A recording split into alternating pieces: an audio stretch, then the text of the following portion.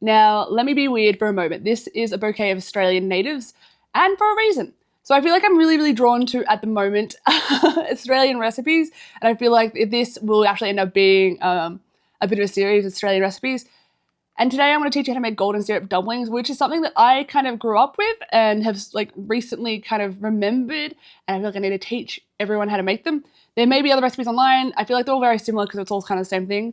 Mine includes a little bit of salt, so it makes it more like it dulls down the sweetness of golden syrup. If you've never had golden syrup before, it is a hell of a lot sweeter than honey or what is it, manuka honey or anything like that, or even maple syrup. It's so much sweeter than that. It's like molassesy, very sticky, very like tacky, and it's a little bit hard to work with and to get it on any surfaces. So I hope to God I don't get it on any surface, but we'll find out. So let's get into it. So welcome back to the kitchen. Let's just put you up here. Welcome back. We're getting a little bit brighter here, a little bit better, a little bit more movement. I'm going to show you what I use for this recipe. It is all covered with brands. Don't judge me. Let's go. The ingredients, you'll need 1 cup of self-raising flour, salt to taste, 20 grams of unsalted butter in a little cute little container. It doesn't have to be in a cute little container. The 60 grams of eggs, so that's about 2 small eggs or 1 large egg, and 50 mils of milk. I'm going to actually advertise this milk because this is amazing. You can still see it through this thing I did. Farmhouse milk. I am not sponsored, but this is amazing milk. I am lactose intolerant, but come at me, milk. Oh, slightly lactose intolerant, only a little bit. And then we've got 125 grams of golden syrup. We'll need 3 cups of brown sugar. That's about 3 cups in there. And we need about 30 grams of the butter again. So that goes into both. And then about 1 to 2 cups of water. It's a pretty easy recipe, and most of the time you'll have these in your cupboard. I mean, besides if you're like another country, I don't think many people have golden syrup. But most other things, it's very common to have. Now, I just did a little bit of research off camera to be able to give you this little bit of tidbit of information, because I was like, well, where do other people get golden syrup? Because I know it's predominantly like an English Australian thing. Apparently it's also called light treacle in America. So it'd be the same sort of process. It's cane sugar and water produced down into a syrupiness. Not that hard to make, so you can probably make it yourself if you really want to. No, I'm not going to make it now. we do have some right now. Maybe later we'll experiment and do like an experimental thing of how to make like sticky condiments. Would this be a condiment? No, it's an additive. I don't think anyone would bring this on their bread. If you put this on your bread, comment down below, because that's just, I mean, interesting. I mean, people put honey on their bread. I mean, this would almost be like a fairy bread liquid form. Okay, let's go. Now, let me come down here with you. It feels like this is becoming a trend menu here.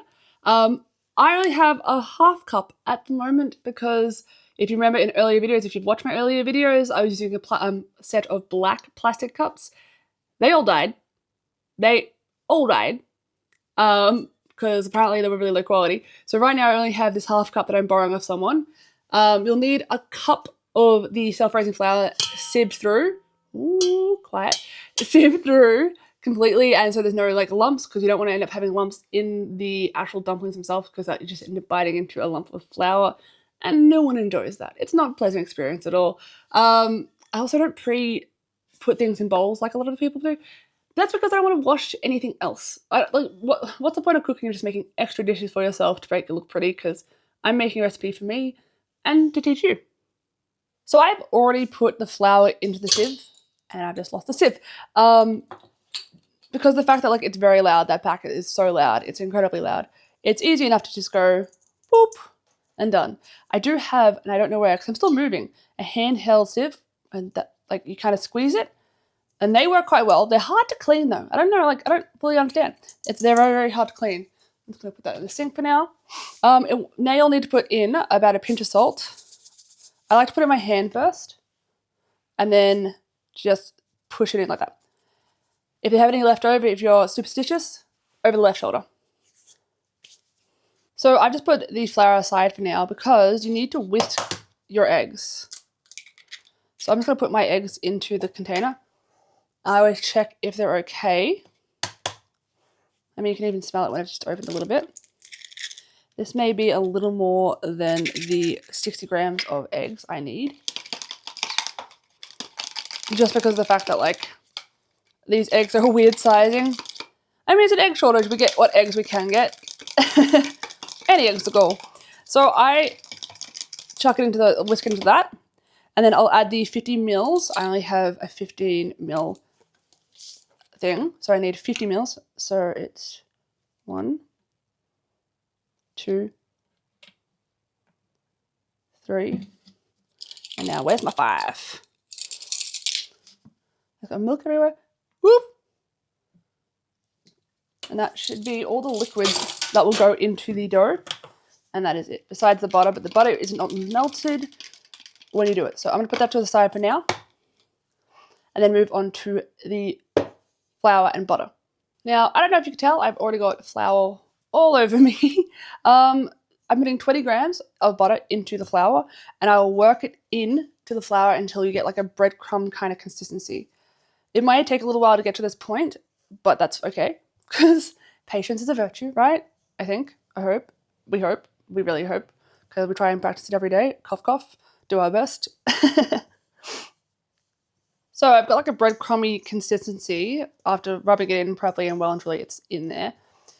Usually, we'll say this as usually you put the eggs in first and then add the milk slowly. I prefer to mix them together as I showed you. That's just personal preference, but nearly every other recipe I've found usually adds the egg in and then everything else. But I'm going to slowly combine them now. You don't want to do it too quickly because then you can't concentrate too much on the dough and find out if it's making too moist or too wet. Because I'm using a little more eggs than I probably have to, this is fine. It's not going to be too bad of a problem later. See, it's already starting combining. So most recipes say make sure it's about like a scone mix. You may not know what a scone mix is like, so I've worked it together. I put a little bit of flour on the bottom so it doesn't stick to it anymore. Hello. I'm just going to leave that to the side to rest. Don't overwork the dough. Don't keep working it because you'll end up overworking the gluten and it won't puff up, it won't work properly. It'll just kind of be like dumpy little things instead of dumplings. We're going to put the syrup together. I'm learning very, very fast. This kitchen doesn't work the same and it's taken me a few times, but I hopefully... It takes a little bit to get on. So we're going to turn that down to a bit of a low heat for now and put our pan on it. It needs to be about like that big. You don't need any bigger than this.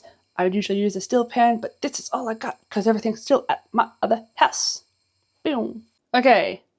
So far, I have got the 3 cups of brown sugar in here, the 30 grams of butter, a half a cup of water, and I'm going to put the golden syrup in now, but it's 125 mils of golden syrup. I'm going to be using a spoon to kind of spoon it in because it is a little harder to get in. It's so sticky. So this is going to look really bizarre because I'm trying to do this one-handed because I am special. I could have done this any other way.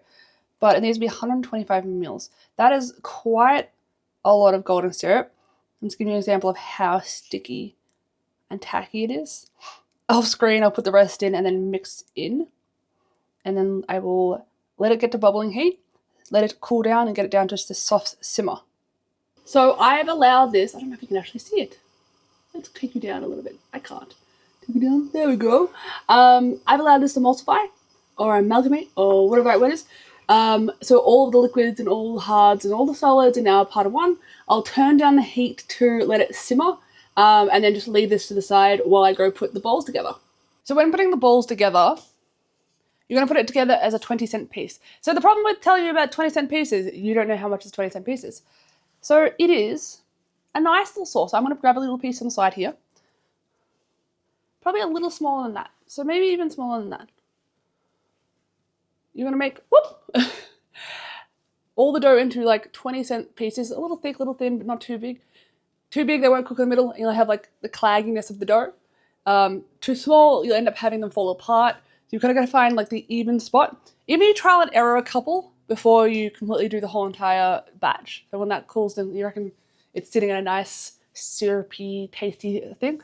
chuck one in, see how it goes. But it should be about a 20-cent piece or about a little bit smaller than a golf ball in like diameter. Just put it onto a tray and just let it sit for a bit before you chuck it in. I'm gonna make my bowls. As you can see, it's nice and bubbly. It's a little too bubbly, I should probably take it off the heat in a second. But if these are really sticky, put them on baking paper that's sprayed and then do it. But mine aren't as sticky as things, so they do kind of move.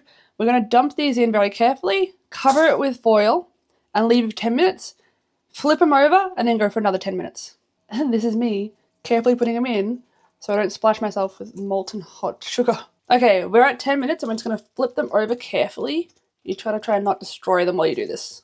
Oh, hi there. So now, oh, this is hot. I feel like I always have the trouble with this.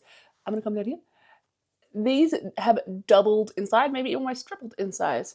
This is what they look like. I've got golden syrup everywhere. To serve, you put them in a bowl with a little bit of like cream or ice cream and just serve it like that while it's hot. It's amazing, very sweet. I just added the ice cream and so good. You definitely can't eat too much of this, but because there's so much syrup, you can add more and more and more later on.